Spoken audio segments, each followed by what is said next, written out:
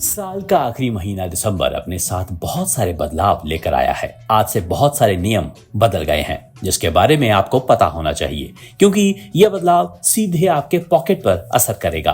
पहली तारीख को एलपीजी प्राइस से लेकर सिम कार्ड तक बहुत सारी चीजें बदल गई हैं। ऑयल मार्केटिंग कंपनी हर महीने की पहली तारीख को एलपीजी के दाम में संशोधन करती है। इस क्रम में 1 दिसंबर 2023 से भी एक बड़ा बदलाव देते हुए उन्होंने झटका दिया है। राजधानी दिल्ली से लेकर मुंबई तक 19 किलोग्राम वाले कमर्शियल एलपीजी सिलेंडर की कीमत 41 रुपए तक बढ़ गई है।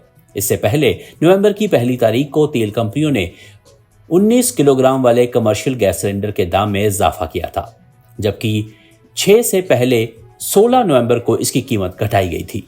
हालांकि देश में 14 किलोग्राम वाले रसोई गैस सिलेंडर की कीमतें अगस्त महीने से स्थिर हैं। National payments corporation of India ने 7 नवंबर के एक सर्कुलर में पेमेंट एप्स और बैंकों से उन यूआईडी और नंबरों को डीएक्टिवेट करने को कहा है जो 1 साल से ज्यादा समय से एक्टिव नहीं है। हर बैंक और थर्ड पार्टी ऐप को 31 दिसंबर तक इस नियम का पालन करना होगा।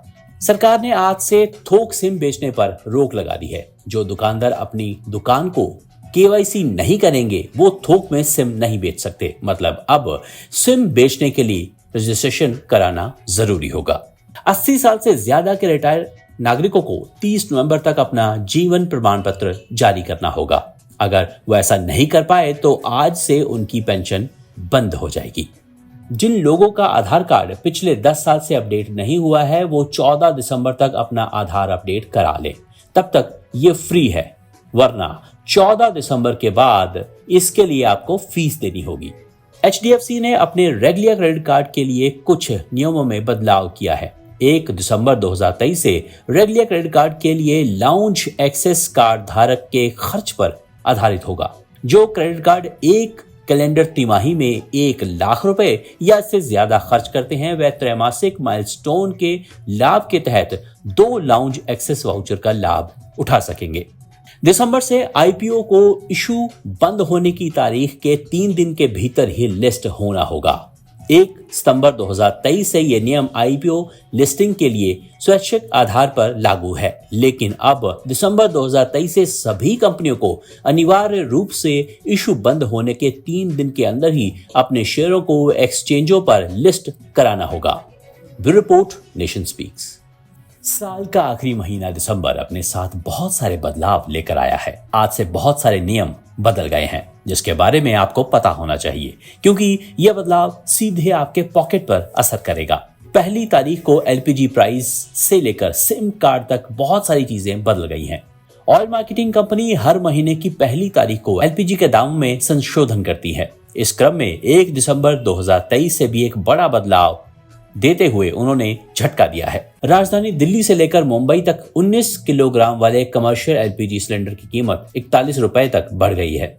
इससे पहले नवंबर की पहली तारीख को तेल कंपनियों ने 19 किलोग्राम वाले कमर्शियल गैस सिलेंडर के दाम में इजाफा किया था, जबकि 6 से पहले 16 नवंबर को इसकी कीमत घटाई गई थी।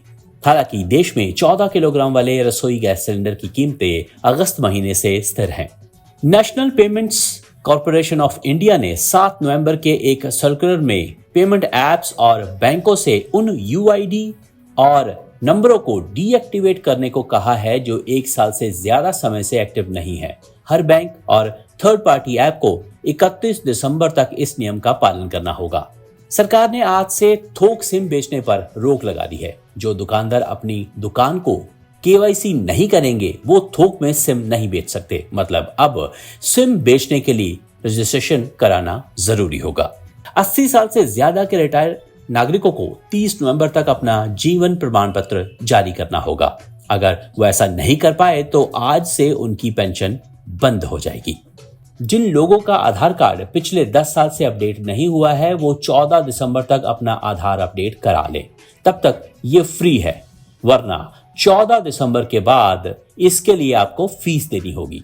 एचडीएफसी ने अपने रेगुलर क्रेडिट कार्ड के लिए कुछ नियमों में बदलाव किया है। 1 दिसंबर 2023 से रेगुलर क्रेडिट कार्ड के लिए लाउंज एक्सेस कार्ड धारक के खर्च पर आधारित होगा। जो क्रेडिट कार्ड एक कैलेंडर तिमाही में 1 लाख रुपए या इससे ज्यादा खर्च करते हैं, वह त्रैमासिक माइलस्टोन के लाभ के तहत 2 लाउंज एक्सेस वाउचर का लाभ उठा सकेंगे। दिसंबर से आईपीओ को इशू बंद होने की तारीख के 3 दिन के भीतर ही लिस्ट होना होगा। 1 सितंबर 2023 से यह नियम आईपीओ लिस्टिंग के लिए स्वैच्छिक आधार पर लागू है, लेकिन अब दिसंबर 2023 से सभी कंपनियों को अनिवार्य रूप से इशू बंद होने के 3 दिन के अंदर ही अपने शेयरों को एक्सचेंजों पर लिस्ट कराना होगा। Bureau report, nation speaks.